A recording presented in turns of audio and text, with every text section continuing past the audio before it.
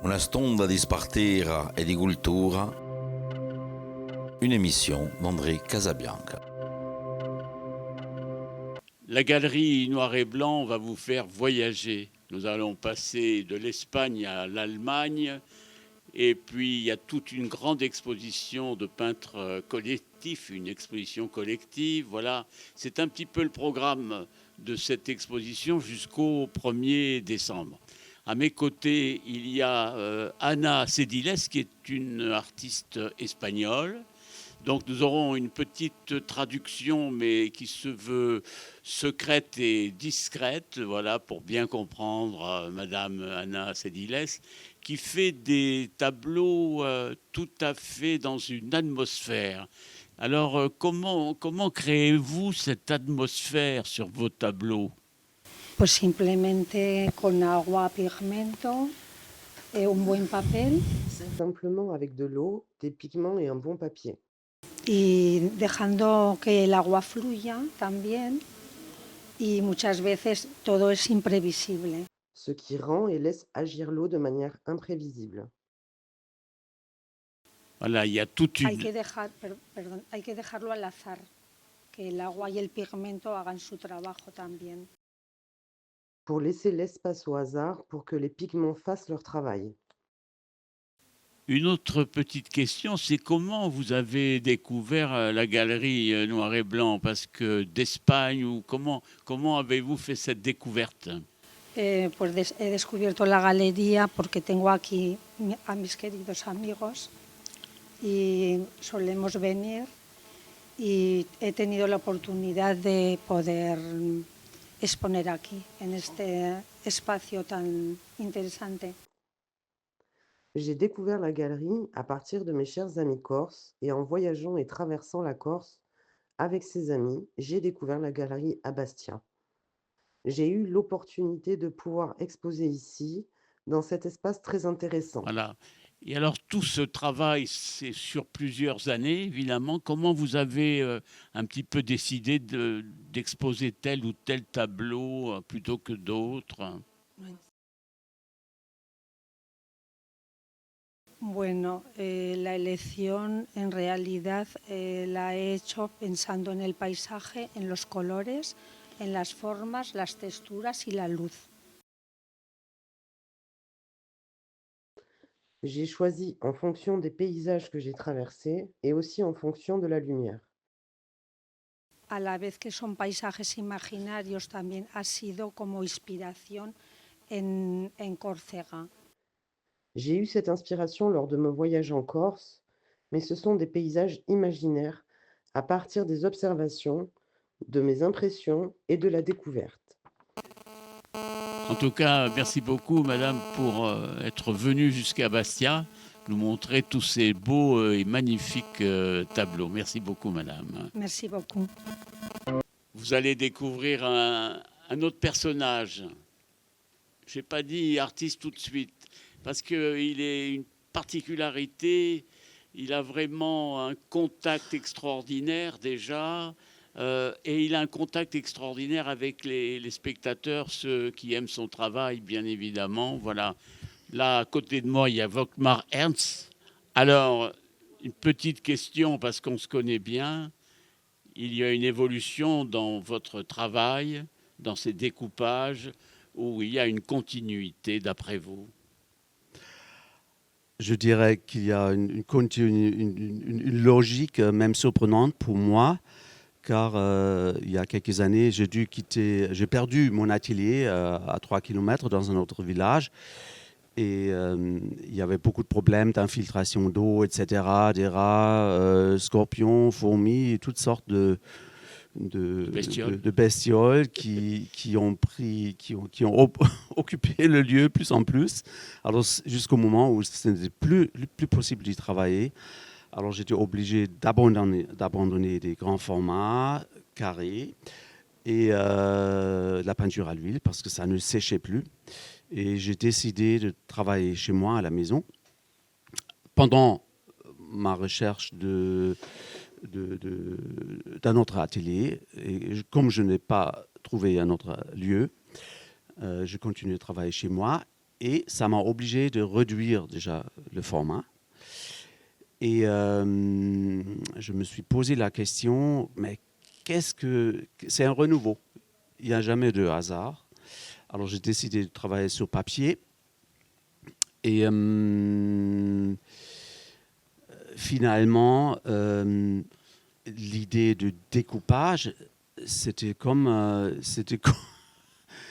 comment on appelle ça Un tissage, Non, c'était comme un appel. Ah, J'ai vu cette paire de ciseaux qui font zigzag dans mes outils. Et tout mon passé est revenu. Parce que je viens d'une région dans le sud-ouest de l'Allemagne. C'était la région de la production de tissus. Donc, Volkmar, on peut donc parler d'un découpage, mais c'est peut-être pas forcément le mot juste. C'est plus qu'un découpage, oui. C'est une territorialité oui. dans vos gestes, enfin voilà. Oui, c'était vraiment un moment d'appel, d'inspiration, parce que le fait de découper me permet de donner une forme à mon tableau. Et je ressentis immédiatement cette envie de casser, de couper le format simplement carré. Alors, ça me donne des sensations très particulières. Ah bon? Oui, oui.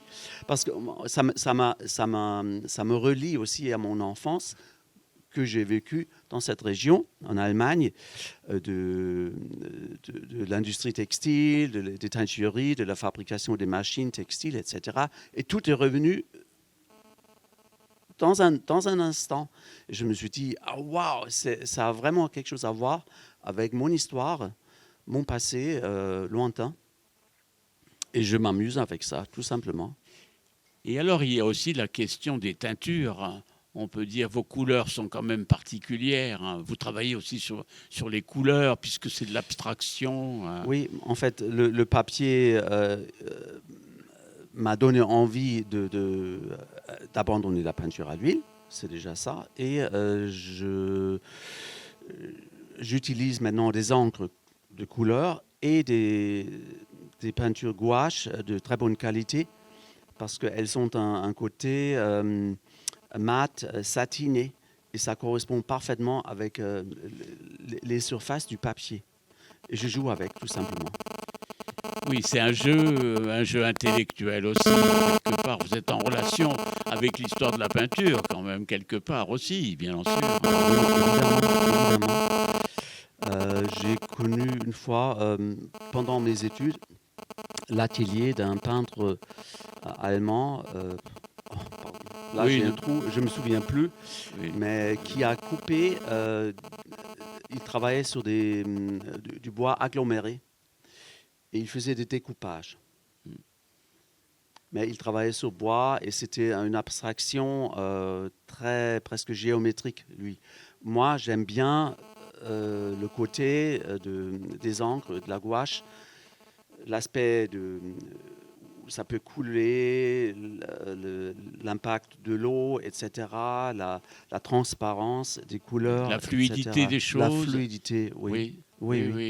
Oui, c'est on très le ressent important. beaucoup. Hein. Oui, parce que chaque couleur porte une énergie particulière et il y a d'infinies possibilités de mélange, de nuances, etc. C'est une énergie, ça me nourrit. C'est comme un bon plat. Ce retour un peu vers les choses fortes de l'enfance, ça a dû vous provoquer quand même un bonheur, une immense joie. Quoi. Oui, c'est très, très, très réjouissant. Parce que je trouve que c'est aujourd'hui très compliqué de se faire une place dans le monde de l'art, parce qu'on a l'impression que tout existe déjà. Et en plus, là, se rajoute l'intelligence artificielle, toute l'actualité autour de ça. Et c'est difficile il y a tellement de distractions. Et c'est très difficile de commencer par soi-même, de se demander, moi aussi, j'ai envie de faire. Comment je peux faire? Parce que en général, on regarde trop ailleurs, qu'est-ce qu'ils font les autres, qu'est-ce qui est en vogue, etc.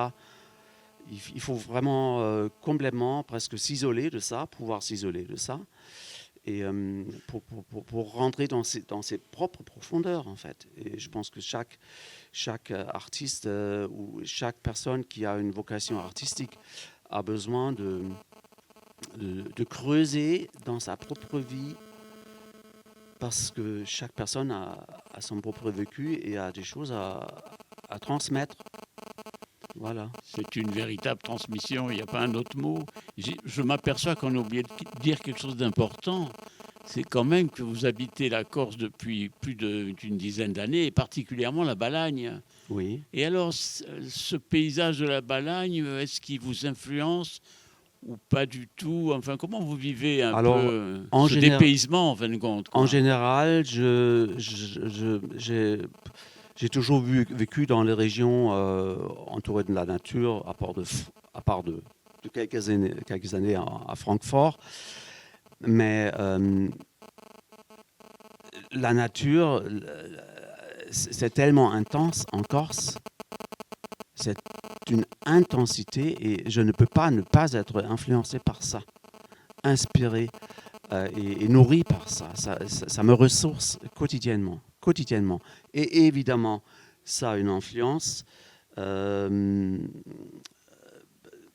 sur moi, mais je ne peux pas dire que ça aurait une influence dans le sens purement artistique. Oui, mais une respiration, oui, inspiration, évidemment. Et respiration aussi, en même temps, vous vous sentez bien ici, enfin, je pense. Évidemment. Voilà. Les couleurs, la lumière, l'air, tout, l'eau, tout, les montagnes, évidemment, ça, on ne peut pas ne pas être touché par ça. Alors voilà, ce beau voyage jusqu'au 1er décembre. Et puis il y a également une exposition collective dans la salle du bas, comme on dit, les deux salles qui sont magnifiques. Une très très belle exposition. Évidemment, je vous invite à venir la voir aussi. Voilà, à bientôt.